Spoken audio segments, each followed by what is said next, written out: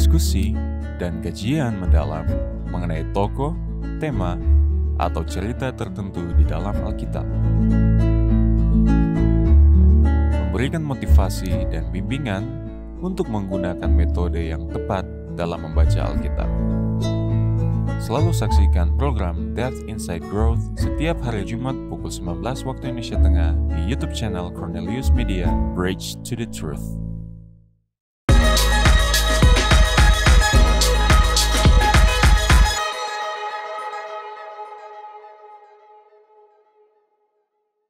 Jumpa kembali di dalam program DIG, Depth Inside Growth, bersama saya Pendeta Edward Taliwongso.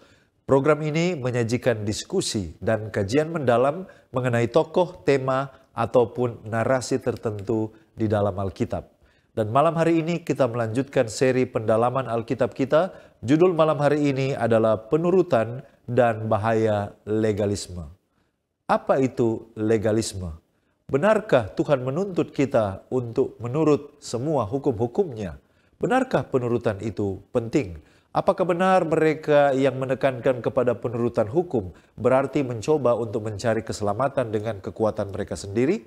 Itulah yang akan kita angkat pada malam hari ini, dan episode malam hari ini kita akan mencoba mendalami bukti-bukti yang mengungkapkan tentang penurutan dan bahaya legalisme. Saya mengajak pemirsa di rumah untuk membagikan link YouTube dan Facebook Cornelius Media. Saudara dapat menuliskan pertanyaan Anda pada kolom komentar. Atau saudara yang menyaksikan tayangan ini lewat Facebook atau YouTube, disilakan juga untuk menuliskan komentar yang positif selama acara ini berlangsung sehubungan dengan diskusi yang kami angkat pada malam hari ini. Dan untuk membahas pelajaran kita pada malam hari ini, kami telah mengundang seorang narasumber. Narasumber kita pada malam hari ini adalah Pendeta Jimson Rantung, Master Teologi, telah menikah dengan Ibu Anita Kosegeran, dan Tuhan memberkati keluarga ini dengan 2 orang anak, Soneta dan Natania Rantung. Hamba Tuhan ini telah melayani dalam pelayanannya sebagai pendeta jemaat selama 18 tahun. Dan dengan pengalaman ini akan sangat menolong saudara dan saya untuk melihat topik yang menarik ini. Dan saat ini dipercayakan oleh gereja melayani sebagai Direktur Departemen Pelayanan Roh Nubuat untuk Gereja Masehi Advent Hari ke-7 Daerah Conference Minahasa. Mari kita sapa narasumber kita malam hari ini. Selamat malam Pendeta Rantung. Selamat malam. Ya, bagaimana kabar Pendeta? Ya, baik-baik. Puji Tuhan, terima kasih Pendeta sudah menyempatkan diri untuk datang ke studio Cornelius Media. Ya, terima kasih. Ya. Dan saudara-saudara, pemirsa di rumah, tetaplah bersama dengan kami karena setelah yang satu ini kita akan kembali bersama dengan narasumber kita tetap di program DIG, Depth Inside Growth.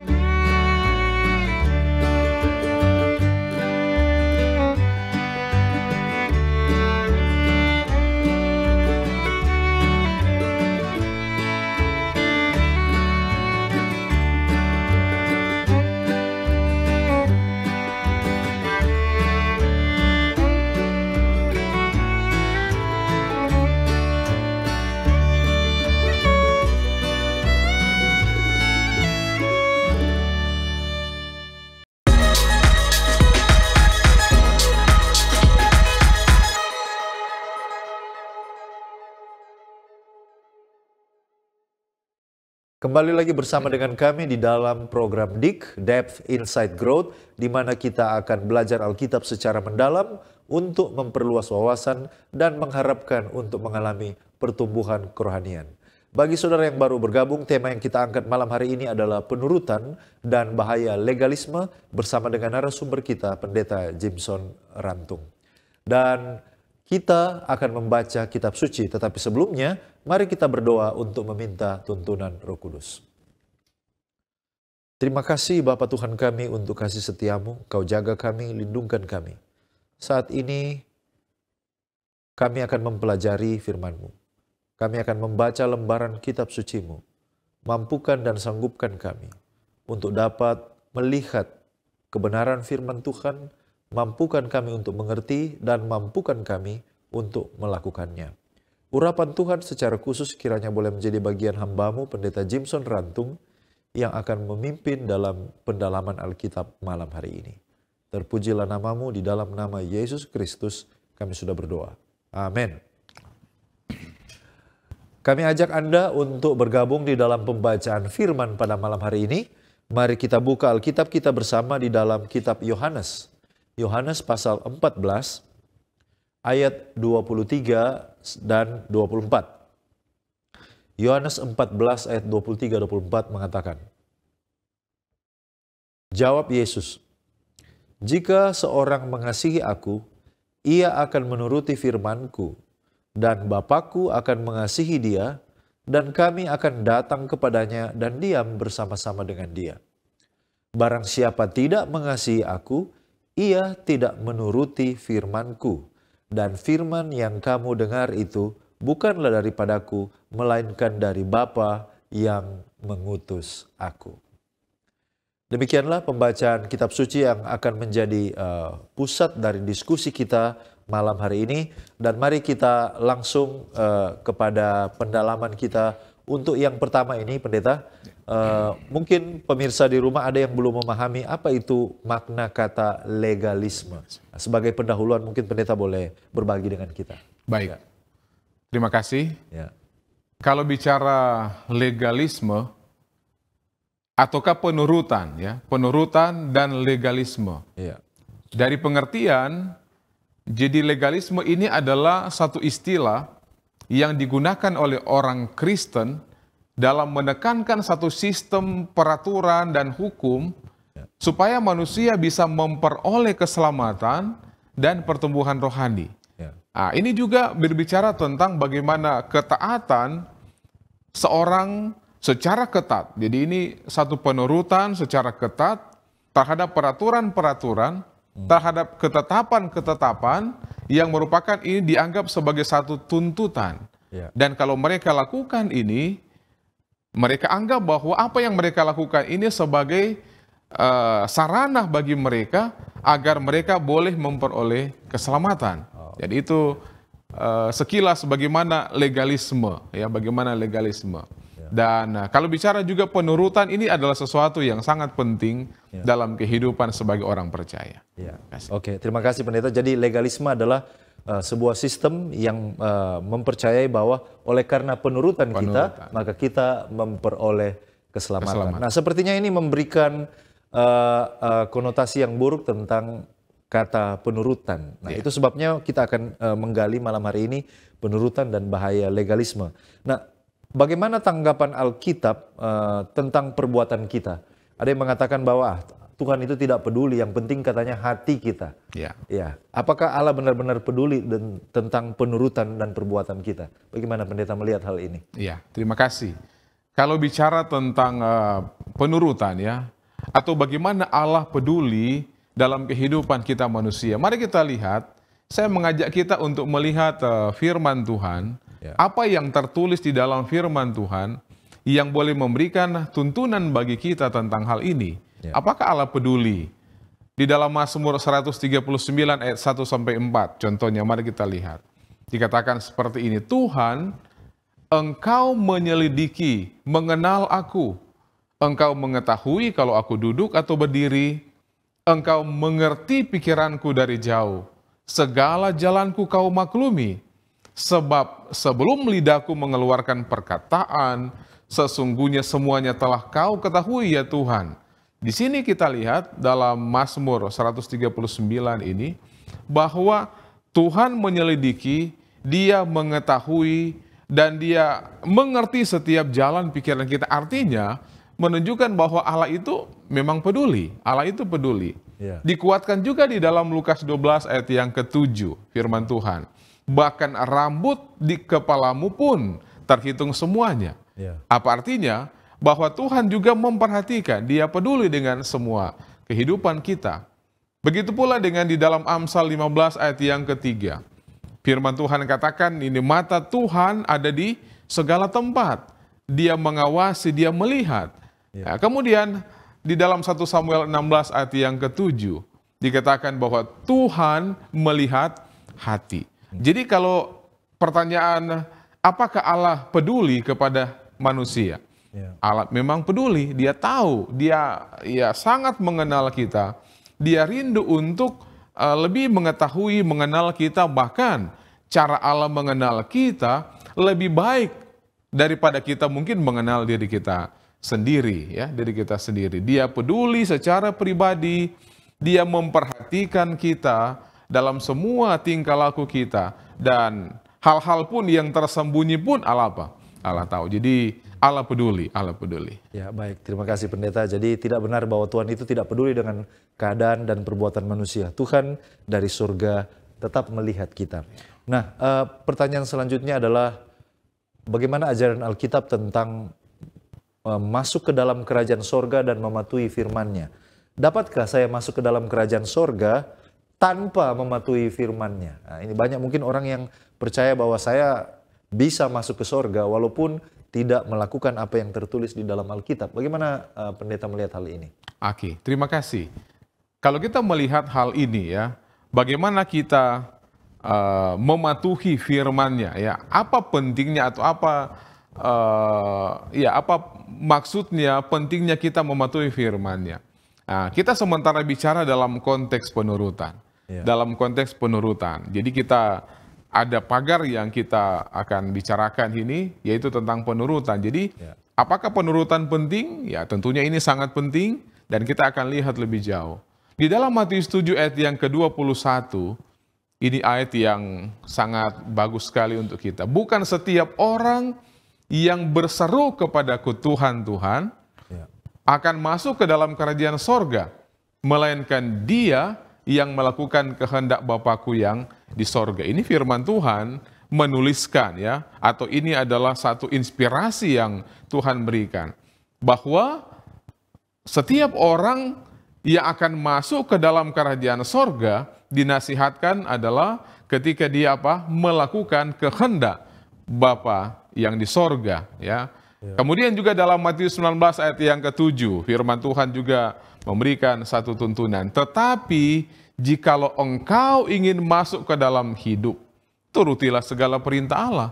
Jadi saya pikir ini adalah fakta-fakta Alkitab yang sangat penting. Begitu pula dengan di dalam Ibrani 5 ayat yang ke-9. Ia menjadi pokok keselamatan yang abadi bagi semua orang yang taat kepadanya. Jadi dalam hal ini, ya, hal yang sangat penting untuk kita melakukan kehendak Tuhan, kita akan menuruti perintah-perintahnya dan kemudian taat kepadanya. Jadi kalau dikatakan bahwa apakah saya atau dapatkah saya masuk ke dalam kerajaan sorga tanpa mematuhi firman-Nya, ini adalah sesuatu yang sangat berbeda, ya, sangat berbeda, karena Alkitab jelas dia menyatakan akan hal ini. Ya. Terima kasih. Ya, dan memang ayat yang pendeta kutip tadi itu adalah kata-kata dari Yesus sendiri, ya. Jadi ini bukan pendapat gereja atau Yesus sendiri yang mengatakan bahwa penurutan itu penting sebagai jalan untuk masuk ke dalam kerajaan sorga. Nah, mengapa Tuhan itu, pertanyaan selanjutnya pendeta, mengapa Tuhan menuntut kepatuhan? Mengapa itu penting? Mengapa Tuhan menuntut kita untuk menurut kepada Dia? Bagaimana pendeta melihat hal ini? Iya. Kenapa Tuhan menuntut kita mematuhinya? Mari kita lihat fakta Alkitab juga yang kita boleh lihat. Dalam Matius 7 ayat 14.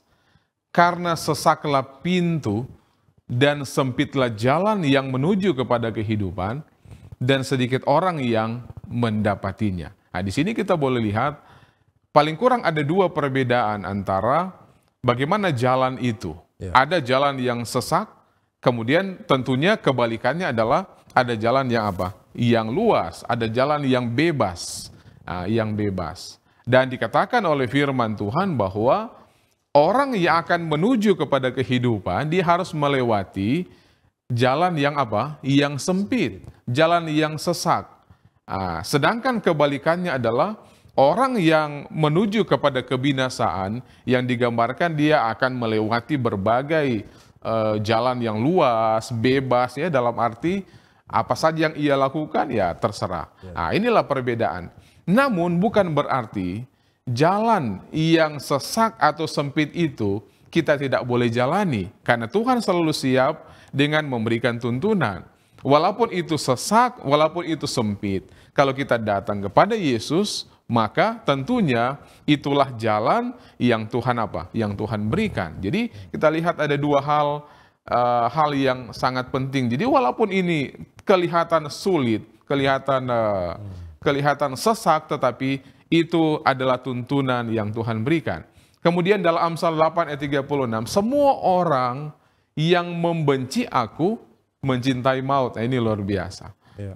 Kita lihat ya ada hal yang sangat penting di sini. Artinya kalau mereka menyukai akan kebinasaan, ya tentunya dia akan melawan akan perintah Tuhan. Jadi ini bicara tentang kepatuhan. Jadi Ulangan 6 ayat 24 juga firman Tuhan menuliskan bahwa Tuhan Allah kita memerintahkan kepada kita untuk apa? Melakukan segala ketetapan dan untuk apa? Takut akan Tuhan. Jadi di sini menunjukkan bahwa ini kepatuhan ini penurutan ini adalah sesuatu yang sangat penting. Iya, oke.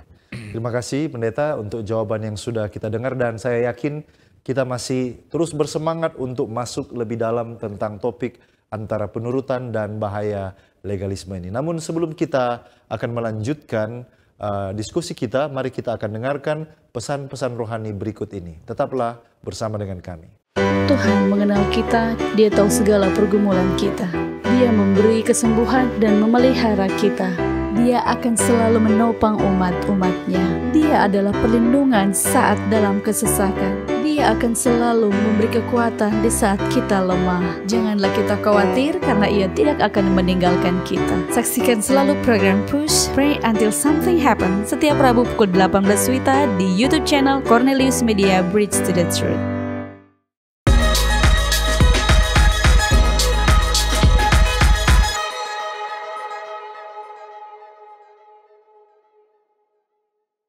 Masih di program DIK, Depth Insight Growth, dan tadi kita sudah mendengarkan penjelasan sebagai pendahuluan tentang apa itu legalisme dan bagaimana Tuhan di dalam firman-Nya menuntut penurutan dari umat-umatnya. Bagi saudara yang baru bergabung, judul kita malam hari ini adalah penurutan dan bahaya legalisme. Dan kita sementara mencoba mencari bukti-bukti Alkitabiah tentang bagaimana penurutan yang diminta oleh Allah sendiri. Baik Pendeta, terima kasih untuk pertanyaan pendahuluan di bagian pertama tadi. Sekarang kita mencoba untuk melihat lebih dalam. Ada orang yang bertanya, kalau memang penurutan itu diminta oleh Tuhan, nah bagaimana kalau ada hal-hal yang belum saya ketahui? Apakah Tuhan menganggap saya berdosa dan tidak punya kemungkinan untuk masuk ke dalam kerajaan sorga kalau seandainya saya belum menuruti kebenaran Alkitab yang memang belum saya ketahui? Bagaimana Pendeta melihat hal ini? Ya, baik, terima kasih. Jadi mari kita lihat bukti-bukti di dalam firman Tuhan yang memberikan penjelasan lebih jauh tentang hal ini. Ya, dalam Yohanes 9 ayat 41, di sana firman Tuhan, sekiranya kamu buta, kamu tidak berdosa. Tetapi karena kamu berkata, kami melihat, maka tetaplah dosamu. Apa maksudnya kita lihat ayat ini? Bagi orang yang tidak melihat, bagi orang yang buta, ya dia tidak akan dituntut sesuatu apa yang ia lihat. Benar. Ya. Tetapi masalahnya adalah ketika manusia itu telah melihat, telah mempelajari, maka ketika dia melihat, dia telah mempelajari, kemudian dia tidak melakukannya, ya tentunya dia akan dituntut sesuai dengan apa yang ia lihat, ya, ia lihat atau ia pelajari. Makanya jelas firman Tuhan katakan kalau buta, dia tidak akan dituntut. Ya. Ya, apa yang engkau lihat, sedangkan dia tidak melihat. Tapi masalahnya adalah kebanyakan manusia ketika dia telah mempelajarinya, namun dia tidak melakukan, dia tidak menurut. Ya, itu. Kemudian juga dalam bukti Alkitab yang lain, di dalam Yakobus 4 ayat yang ke-17, kita lihat firman Tuhan. Jadi jika seorang tahu bagaimana ia harus berbuat baik, tetapi ia tidak melakukannya, ia berdosa. Ya. Dia sudah tahu oh ini yang saya harus lakukan. Ini yang terbaik yang harus saya lakukan sesuai dengan petunjuk Tuhan. Tetapi dia tidak apa? Dia tidak melakukan firman Tuhan, katakan dia apa? Dia berdosa. Ya, dia berdosa. Kemudian juga di dalam ayat yang lain perjanjian lama. Yesaya 8 ayatnya yang ke-20. Firman Tuhan, carilah pengajaran dan kesaksian. Siapa yang tidak berbicara sesuai dengan perkataan itu, ya, maka baginya tidak terbit fajar. Jadi orang yang berbicara berbeda dengan firman Tuhan, tentunya ini adalah sesuatu yang tidak diharapkan. Di dalam Yohanes 11 ayat yang ke-10 juga, tetapi jikalau seorang berjalan pada malam hari, kakinya terantuk, karena terang tidak ada di dalamnya. Nah, ini artinya begini, ketika orang berjalan, dia tidak melihat, pasti dia akan apa? Dia akan terantuk. Tetapi kalau dia tahu atau di sana ada terang, dia sudah tahu inilah yang harus dia ia harus jalani. Dia melihat, tentunya dia tidak akan terantuk pada batu kan, pada batu. Jadi ini adalah sesuatu yang penting. Ya, Matius 7 ayat 7 apa? Carilah, maka kamu akan mendapat. Ya. Nah, di dalam firman Tuhan ini, 4 ayat yang kita sudah bacakan tadi dalam kitab yang berbeda, menunjukkan bahwa kalau kita sudah mengetahui apa yang benar, kita sudah memahami atau sudah membacanya paling kurang, inilah firman Tuhan, inilah kebenaran itu, kita harus melakukan ini dan itu. Tetapi kalau kita tidak melakukannya, kita sudah tahu dan tidak melakukannya, maka itu adalah sesuatu yang akan dituntut bagi kita, Ya, kalau aku sama sekali tidak punya kesempatan untuk mempelajari sebutir kebenaran Alkitab tertentu, Tuhan tidak akan menganggap aku bertanggung jawab, ya. Karena kita belum tahu kan, kita belum belajar, ya. Tuhan tidak menuntut kita untuk apa? Mempertanggungjawabkan itu. Ya. Tapi Alkitab mengajarkan bahwa aku bertanggung jawab atau kita bertanggung jawab pada Tuhan bagi semua atau atas semua terang atau pengetahuan kebenaran yang aku miliki. Ya. Nah, jadi kita akan bertumbuh dari waktu ke waktu, kita akan lebih baik lagi dari apa yang kita pelajari, dari kebenaran-kebenaran firman Tuhan yang kita pelajari, yang kumiliki dan yang seharusnya bisa kumiliki. Cuma masalahnya adalah di dalam kehidupan manusia banyak yang menolak atau bahkan tidak mau menyisihkan waktu untuk apa? Untuk belajar. Banyak yang tidak mau untuk mencari, tidak mau ketika firman Tuhan, kabar kebenaran, tuntunan-tuntunan diberikan kepada kita manusia, ada orang-orang yang dengan sengaja apa? Tidak menghiraukan. Ya. Ada orang-orang yang dengan sengaja menolak akan setiap kebenaran itu. Dan mereka lebih menyukai kegelapan. Nah, itu masalahnya yang terjadi. Orang bersikap acuh tak acuh, ya, sehingga mereka tanpa sadar bahwa berada dalam situasi yang sangat berbahaya. Situasi yang sangat berbahaya. Itulah sebabnya ini juga merupakan satu nasihat bagi kita bahwa adalah kewajiban bagi setiap orang untuk mencari kebenaran itu. Untuk datang, ya, menggali kan. Ada yang diilustrasikan di dalam firman Tuhan, dinyatakan bahwa itu kebenaran itu atau sorga itu seperti harta yang terpendam. Ya. Harus berusaha. Dan ini tuntunan firman Tuhan yang boleh memberikan tuntunan bagi kita untuk hal ini. Jadi kembali ke pertanyaan tadi, bahwa apakah Tuhan menganggap aku berdosa, ya, terhadap kebenaran pengetahuan Alkitab yang kita belum ketahui? Ya, jawabannya adalah secara sederhana, Tuhan tidak akan menuntut kita sesuatu yang belum kita ketahui. Namun masalahnya adalah kalau kita sudah tahu ini kebenaran ini, inilah yang harus kita lakukan dalam hal kita menurut dan melakukan yang lain, maka marilah kita melakukannya sebagai orang yang bijaksana. Ya. Terima kasih. Baik, terima kasih pendeta. Jadi sebaiknya kita tidak terlalu memusingkan yang kita tidak tahu, tetapi yang kita tahu dan kita belum melakukannya. Ya, oke. Nah, dari keterangan tadi maka muncul pertanyaan selanjutnya. Dari hal yang saya tahu ini, tapi bukankah penurutan 100% pada seluruh kebenaran itu adalah hal yang mustahil bagi manusia? Bagaimana pendeta melihat keberatan ini? Bahwa ada yang mengatakan, kan tidak mungkin manusia itu menurut 100% kebenaran. Nah, bagaimana pendeta melihat dan menjawab keberatan ini? Oke, terima kasih.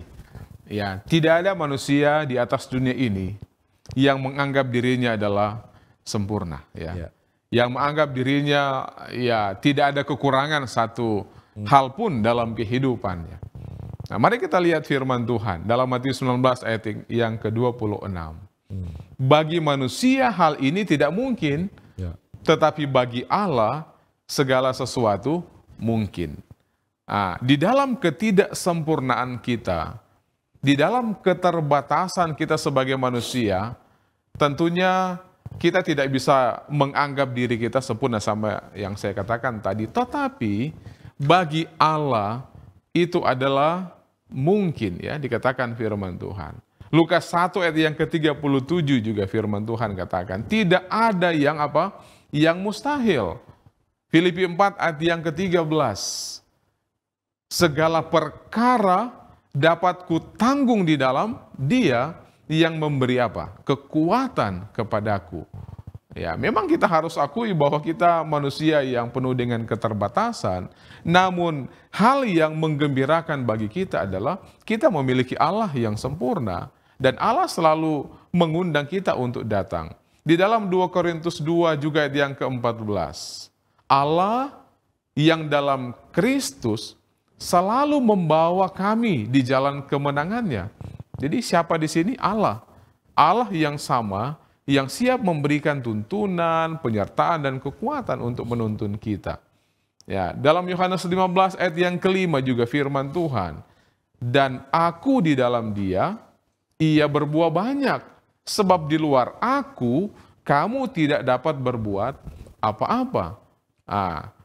Yesaya 1 ayat 19 juga. Jika kamu menurut dan mau mendengar, maka kamu akan memakan hasil baik dari negeri itu.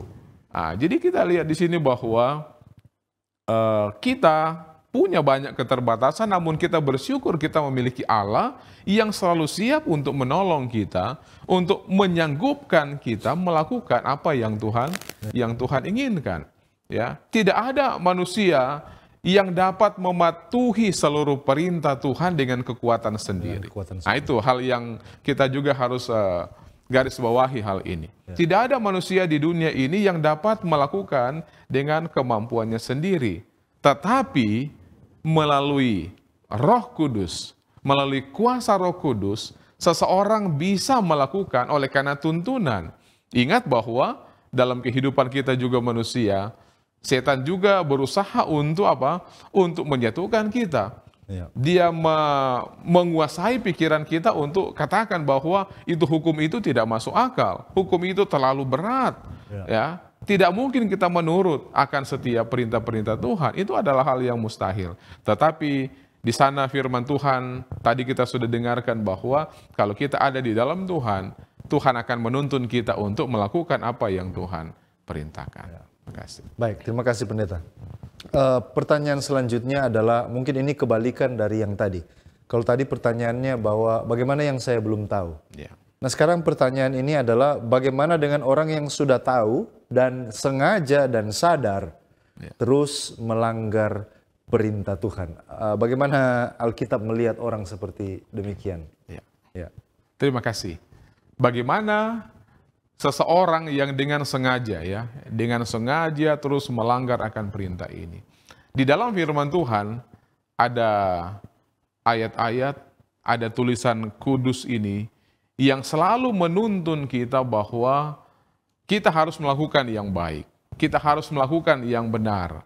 Kita jangan dulu berpikir bahwa apa yang saya lakukan ini untuk keselamatan saya. Tidak demikian kan? kita lakukan ini oleh karena sambutan kita. Ya. Oleh karena rasa terima kasih kita kepada Tuhan, apa yang Tuhan sudah buat bagi saya. Ya, oleh karena begitu banyak hal kebaikan yang Allah buat, maka saya harus apa? Menyambut itu dengan kasih. Nah, sekarang bagi orang yang dengan sengaja, mari kita lihat firman Tuhan. Sebab jika kita sengaja berbuat dosa, sesudah memperoleh pengetahuan tentang kebenaran, maka tidak ada lagi korban untuk menghapus dosa itu. Tetapi yang ada ialah kematian yang mengerikan, akan penghakiman dan api yang dahsyat, yang akan menghanguskan semua orang durhaka. Ibrani 10 ayat 26 dan 27.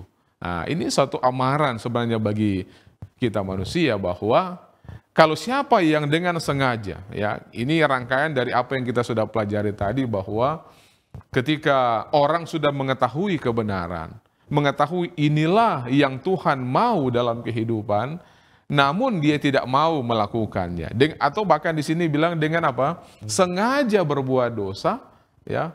Ini ada satu kalimat atau frase bilang, tidak ada lagi korban untuk apa? Menghapus dosa itu. Kenapa? Oleh karena Tuhan Yesus datang untuk apa? Untuk menghapus dosa. Ya, dia mati di kayu salib dengan segala pengorbanan untuk supaya manusia itu yang tadinya ada di lumpur dosa, ya, Roma 6 ayat 23, ya, upah dosa ialah apa? Ialah maut.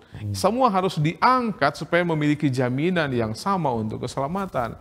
Tetapi bagi mereka yang dikatakan dengan sengaja, maka tidak ada lagi apa? Korban untuk menghapus dosa. Di dalam Yohanes 12 ayat yang ke-35 firman Tuhan, selama terang itu ada padamu, percayalah kepadanya, supaya kegelapan jangan menguasai kamu. Barang siapa berjalan dalam kegelapan, ia tidak tahu kemana ia pergi. Nah, selama kita berjalan dengan Tuhan, atau selama kita atau terang itu ada, kita harus ikut tuntunan itu. Tetapi kalau kita sudah ada dalam kegelapan, ya siapa lagi yang akan menuntun kita? Siapa lagi yang akan menuntun kita? Jadi saya pikir ini adalah sesuatu hal yang sangat penting. Jadi di sini Alkitab tidak menyisakan celah sedikit pun untuk merasa ragu. Ya, jawabannya sangat menyedihkan dan mengejutkan. Kalau seseorang dengan sadar menolak terang dan terus melanggar akan perintah-perintah Tuhan, di dalamnya juga ada 10 perintah Tuhan, bahkan juga apa yang dicatat di dalam firman-Nya, dengan sengaja ia melakukan atau melanggar, maka akhirnya dikatakan bahwa terang itu apa? Akhirnya akan padam. Dan dia akan ditinggalkan, atau bahkan dia juga akan meninggalkan akan terang itu lama-kelamaan, sehingga dia akan menuju kepada satu kehidupan kegelapan. Nah, ini yang jadi masalah. Ketika orang sudah semakin jauh dari Tuhan, dia merasa bahwa kita sudah tidak akan dapat berbalik lagi kepada Tuhan, kepada terang itu. Apalagi kalau kegelapan sudah mulai menguasai akan dirinya, maka ini adalah sesuatu yang sangat disesalkan kalau ini akhirnya terjadi dalam kehidupan manusia. Jadi seorang yang menolak kebenaran, dia akan mendapat katanya kesesatan, sehingga pada akhirnya dia akan percaya bahwa akhirnya dusta itu adalah kebenaran, dalam 2 Tesalonika 2 ayat yang ke-11. Jadi ini hal yang kita tidak inginkan sebenarnya ada dalam praktik kehidupan kita. Tapi marilah ini jadi nasihat untuk kita semua. Amin. Terima kasih. Dan kita masih ada beberapa pertanyaan lagi yang akan kita diskusikan, Pendeta. Dan pemirsa di rumah, tetaplah bersama dengan kami, karena setelah pesan-pesan rohani berikut ini, kita masih akan kembali bersama dengan narasumber kita dalam topik yang sangat menarik, penurutan dan bahaya legalisme. Tetaplah bersama dengan kami.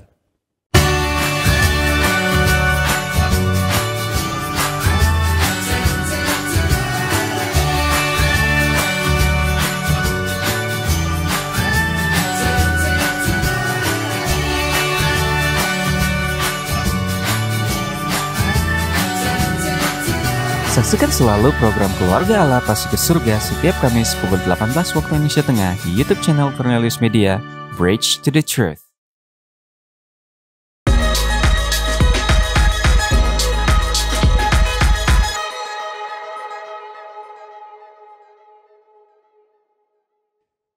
Kembali lagi di program DIK, Depth Insight Growth. Dan topik yang kita angkat malam hari ini adalah tentang penurutan dan bahaya legalisme. Baik pendeta, masih ada lagi beberapa pertanyaan sehubungan dengan topik yang kita angkat malam hari ini. Ada orang yang berpikir bahwa kasih itu lebih penting daripada penurutan. Kita sering mendengar banyak orang Kristen yang berpendapat bahwa yang penting kita saling mengasihi, yang penting saya mengasihi. Bagaimana Anda pendeta melihat hal ini? Ya. Oke.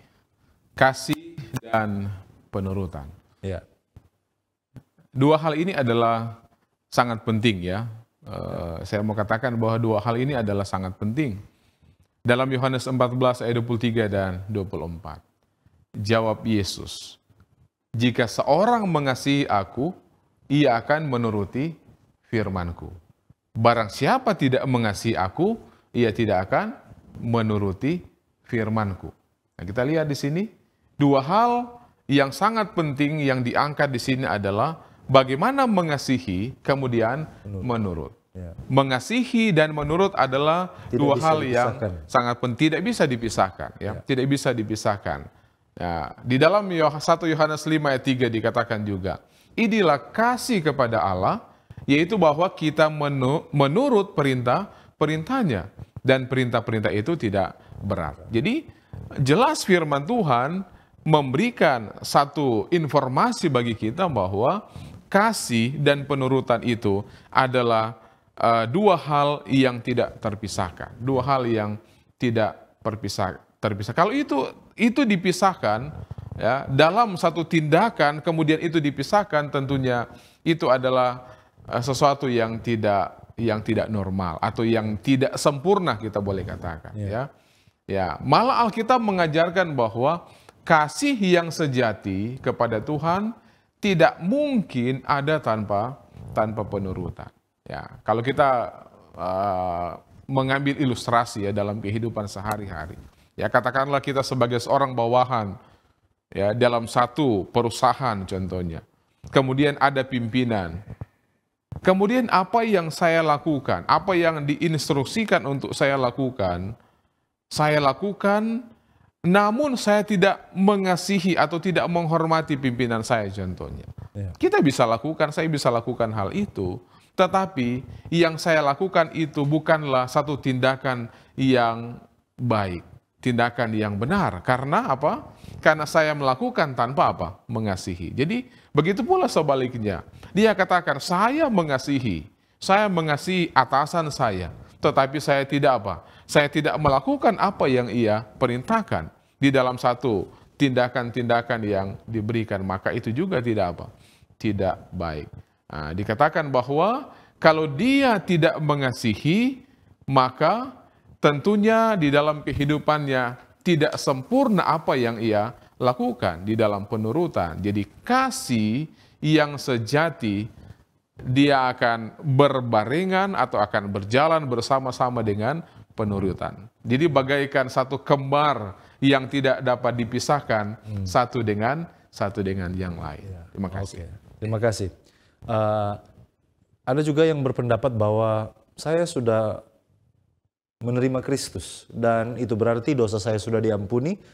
Sekarang saya sudah merdeka di dalam Kristus. Nah sekarang apakah berarti kemerdekaan di dalam Yesus ini memberikan saya kebebasan dari tuntutan untuk mematuhi perintah-perintah Tuhan atau hukum Taurat? Apakah begitu maksud Alkitab mengajarkannya? Bagaimana pendeta melihat hal ini? Oke, kemerdekaan ya, bicara kemerdekaan ya. Saya selalu tuntun kita atau ajak kita untuk melihat dulu firman Tuhan. Apa yang firman Tuhan katakan tentang kemerdekaan ya, tentang kemerdekaan. Di dalam Yohanes 8 ayat 31, 32 dan 34. Ya, secara singkat kita lihat firman Tuhan.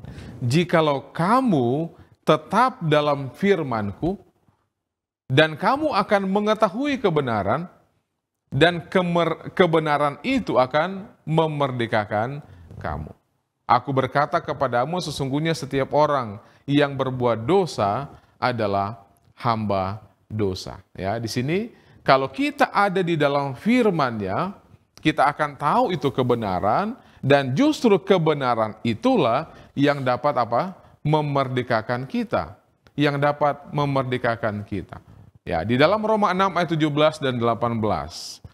Tetapi syukurlah kepada Allah, dahulu memang kamu hamba dosa, tetapi sekarang kamu dengan segenap hati telah mentaati pengajaran yang telah diteruskan kepadamu, maka kamu telah dimerdekakan dari dosa dan menjadi hamba kebenaran. Nah, di sini kita lihat bahwa orang yang melakukan setiap pengajaran dari Tuhan, ya, kebenaran-kebenaran itu mereka akan dimerdekakan. Ya, dimerdekakan dari apa? Firman Tuhan katakan dari dosa. Kemudian kita akan dituntun kepada kebenaran-kebenaran yang Tuhan berikan. Jadi hal ini adalah sangat penting dalam kehidupan kita. Nah, kemudian juga di dalam Mazmur 119 ayat yang ke-44 dan 45. Aku hendak berpegang pada hukum Tauratmu senantiasa, untuk seterusnya dan selamanya. Aku hendak hidup dalam kemerdekaan, sebab aku mencari apa? Titahmu. Jadi di sini kita lihat bahwa ini orang yang melakukan kebenaran, digambarkan bahwa dia akan merasakan kemerdekaan itu. Nah, kita lihat dalam kehidupan kita sehari-hari. Ya, kenapa orang akhirnya masuk ke dalam satu tahanan, masuk ke dalam penjara, ya, ditahan selama kurun waktu yang ditentukan. Ya. Oleh karena apa? Kira-kira oleh karena kita apa? Melanggar. Ya, oleh karena melanggar, sehingga dia harus apa? Dia harus ditahan. Dia harus ditahan. Bagaimana supaya dia bebas? Bagaimana supaya dia merdeka? Atau dengan kata lain, bagaimana supaya dia tidak akan pernah masuk ke dalam tahanan itu atau dalam penjara itu? Tentunya dengan dia mematuhi setiap apa?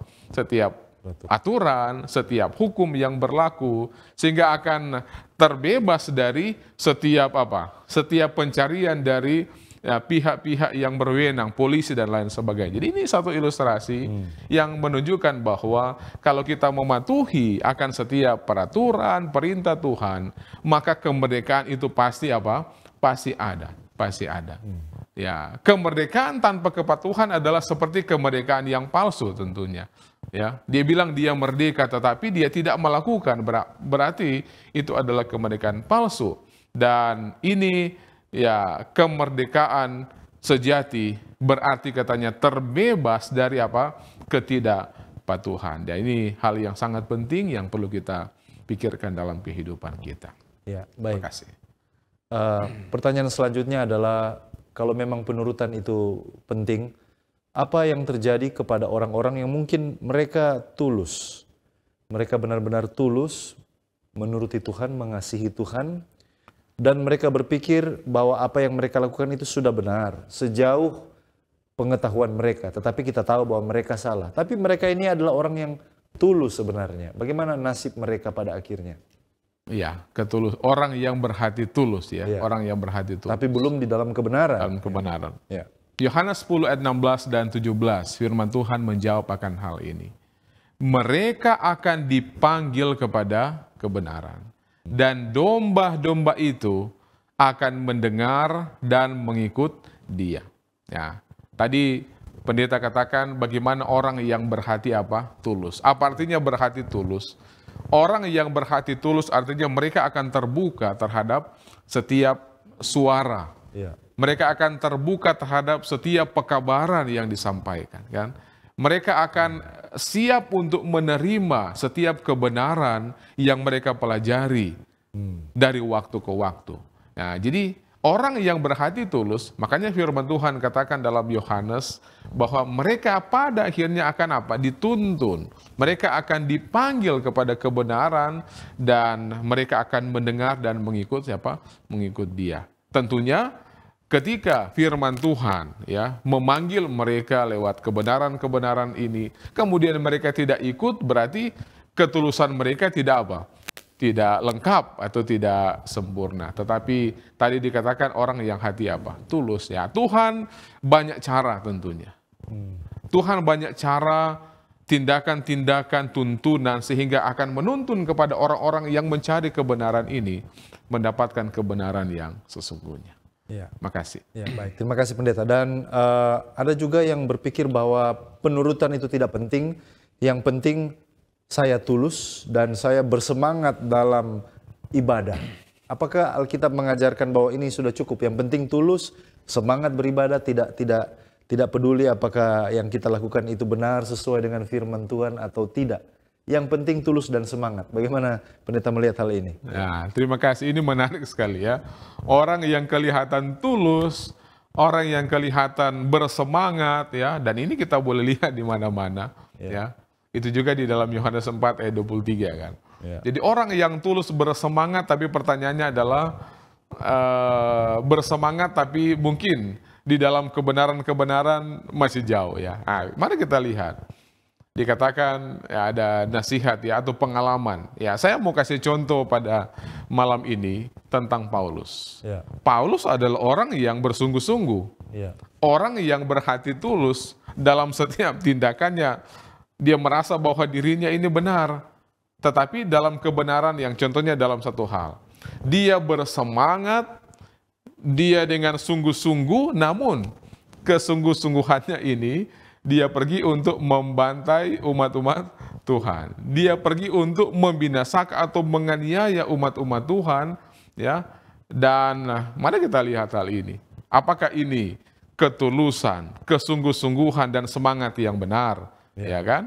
Ya, jadi saya pikir tidak selamanya demikian atau tidak demikian ya. Orang yang tulus, bersemangat, namun ketika apa yang dilakukan itu berbeda dengan kebenaran firman Tuhan, maka itu adalah sesuatu yang berbeda. Itu adalah sesuatu yang berbeda. Jadi apa yang seharusnya ada? Yang seharusnya ada adalah dia tulus, kemudian dia bersemangat dan sungguh-sungguh, dan akan sangat lengkap kalau semua yang dia lakukan ini berdasarkan kebenaran atau firman Tuhan yang ada. Makasih.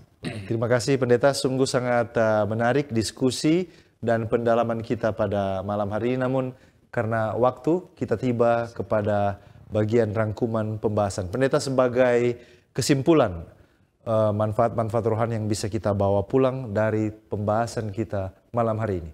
Disilakan pendeta. Baik, terima kasih.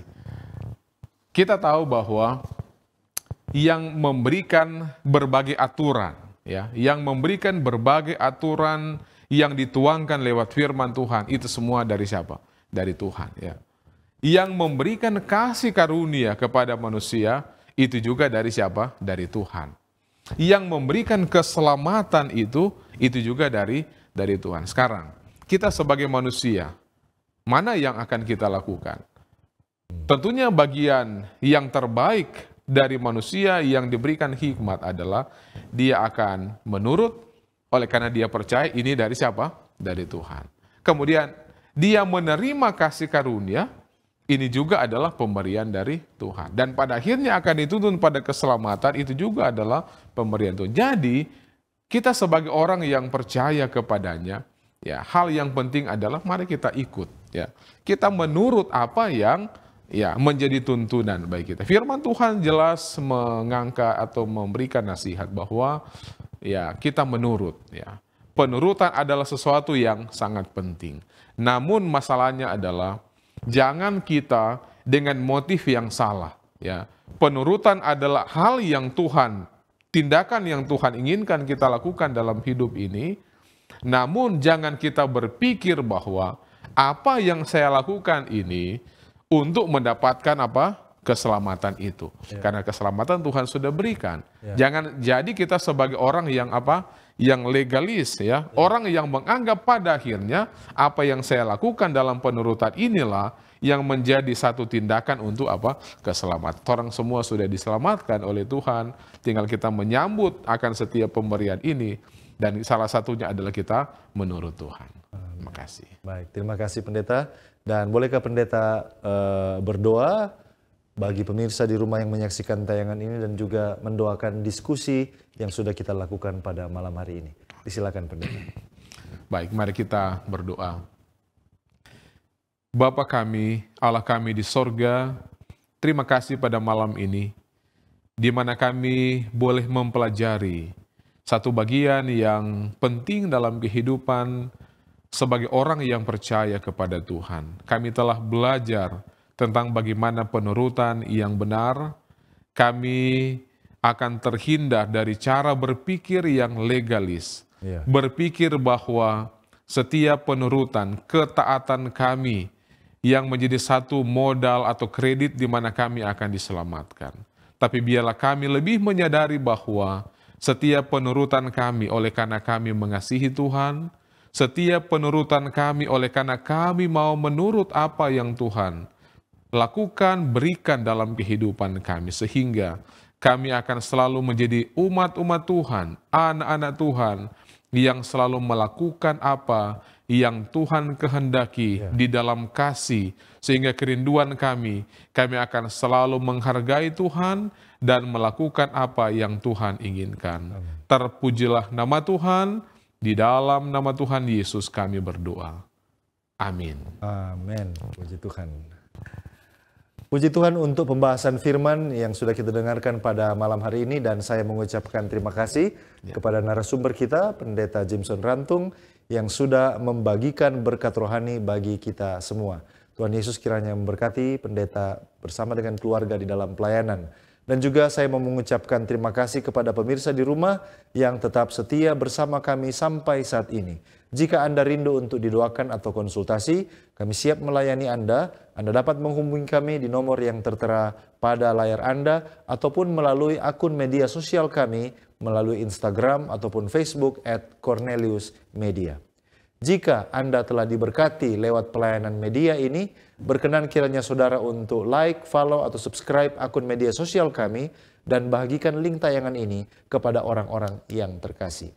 Pemirsa di rumah, demikianlah perjumpaan kita pada episode malam hari ini. Kita akan jumpa kembali pada episode yang mendatang. Saya Pendeta Edward Taliwongso dan kru yang bertugas undur diri. Selamat malam, Shalom.